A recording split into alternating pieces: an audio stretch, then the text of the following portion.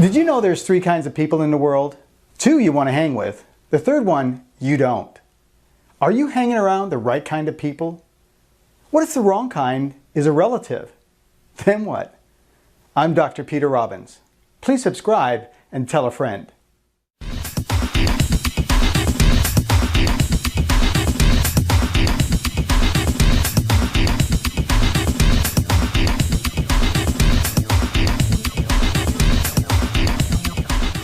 Do you remember when you were a teenager? You felt your parents were overly concerned with who you were hanging out with. Well, they had good reason to be worried. The fact that we'll be influenced, right or wrong, or for better or worse, doesn't just occur when we're teenagers. It happens throughout life. You see it with very young children as well as with the elderly. A good friend of mine's mother passed away not too long ago, and now he's very worried about who his dad is spending time with. It never stops, does it? Did you know we really don't have a choice if we'll be influenced by those we spend time with? We will. The only choice we really have is who these people will be. Are you hanging around the right kind of people? Did you know there are 3 kinds? The first kind of person is a person who's messed up. They don't have it all together. They've made mistakes, small ones and some big ones. But they know they're messed up. They know they're not perfect. And they want to get better, do better. They're the kind of person that learns from their mistakes. And that kind of person describes me. And most likely you. I like hanging around these kinds of people. They inspire me. They encourage me. They get me. We help each other along the path of growth and restoration. And this describes my clients and those that are in support groups, in college and graduate programs, and in Bible studies. These folks are hungry to learn, to grow, and become better. I like hanging with these folks. They're not losers. They're on their way to winning and overcoming. The second kind of person is the one who does have it together, at least in some or most areas. They're well along the path of growth and restoration. They're at a place to give back, to share their experiences and spare me the pain of making more mistakes. They're not perfect either, but when I hang with these folks, I get better. I grow faster. These folks aren't arrogant about their success. They're not haughty or have that I'm better than you attitude. They don't make me feel like I can't be like them, but that I can. And they're happy to help me be a better skier or a counselor, a better father or husband, or whatever area I need or want to grow in. They're the professors, the teachers, the counselors, the pastors. They're also our favorite uncle, grandfather, parent, or big sister. I like spending time with these folks. They raise the bar for me and then tell me I can do it. And then they show me how. And then there is the third kind of person. With these folks, I won't give them a second of my life. And I'll tell you why. These folks are messed up. They have big problems and either don't care or don't know or don't want to know. They're the ones that have an anger problem and either deny it or tell you, hey, I'm just that way. I can't change, so deal with it. It may be a drinking or drug problem. It may be an absent father or mother. It may be a chronic depressed or depressing relative. One thing's for sure, I don't help them and they make me worse. When I hang around these kinds of people, 2 things happen. 1, they don't get any better with me being in their life. And 2, I get worse, feel worse about myself. I'm not leading them to health. Instead, they're dragging me to their world of going nowhere. They're not open for input, encouragement, or direction. In fact, they get angry when I try to help. These folks refuse to go to counseling, get more education, be in supportive environments. Remember, they don't need help. There's no problem. Their only problem is you, telling them that there's a problem. So what to do? Well, there's 2 responses. One is with those we're not related to.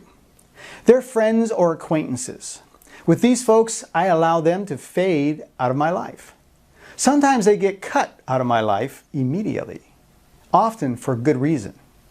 I'm reminded of Luke 9, where Jesus tells his disciples that if people don't welcome you, to shake the dust off your feet as you leave their town. I'm also reminded of Matthew 7, where Jesus advises, "Do not give dogs what is sacred. Do not throw your pearls to pigs. If you do, they may trample them under their feet and then turn and tear you to pieces. Has that ever happened to you? With friends or acquaintances, I know I can't help them, and I trust that God will bring someone who is skilled or called to do so. I just know that I'm not the one. Now let's talk about our dear relatives, who just happen to be one of these types of people. Am I suggesting that we cut off our relatives? Take on the attitude that you're dead to me? No, I'm not. But I do want to introduce an alternative response, and that is taking vacations from our relatives. I'm an employer and have several employees. Do I panic when one of them goes on vacation? No, because I know that going on vacation means they'll be back. Now, quitting or being fired is a whole other thing. Taking a vacation from a relative means getting space, distance. How much distance? Well, your relative will tell you how much you need. Take, for example, that I have a good buddy that I want to spend time with, but I can't. I can't get too close to him. Why? Well, he has a problem. It's a motor control issue. He has spontaneous muscle spasms that causes him to unpredictably flail his arms. If I'm too close, I get beaten up. Now, he doesn't mean it, but he struggles to control it, so I keep my distance. How much distance?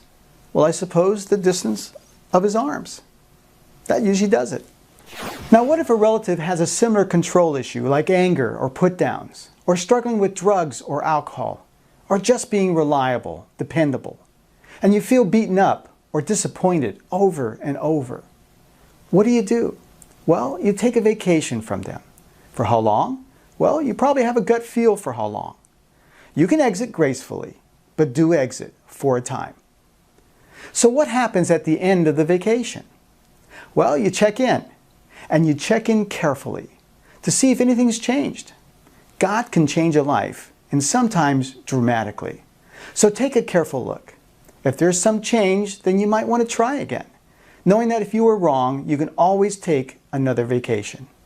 If it's for real, well, then this person just moved into category 1, a person who is messed up and now knows it and wants to begin the long journey of change and renewal. Vacations can be for a few days, months, or even years. But the important thing is coming back to check in. I've had the unfortunate experience of counseling folks who have cut off a relative for good, not realizing that that relative had made some significant changes. And now they're missing out on a great opportunity for reconciliation and renewal. One final note. What if this relative is your spouse? Then what? How do you take a vacation from your spouse when you're one flesh? Well, you don't. You go to counseling, either together or alone, but you go. Don't believe the myth that says if my spouse doesn't want to go to counseling, then what's the use? The quickest way to change a relationship is by changing yourself, by changing your response to that relationship. It can make all the difference. So who are you hanging around with? Take a careful survey and then make some changes. If you're in a difficult relationship that you can't take a vacation from, then give us a call and start your road to healing. For helpful articles and videos, visit our website for free help. I'm Dr. Peter Robbins with your Love and Money Makeover.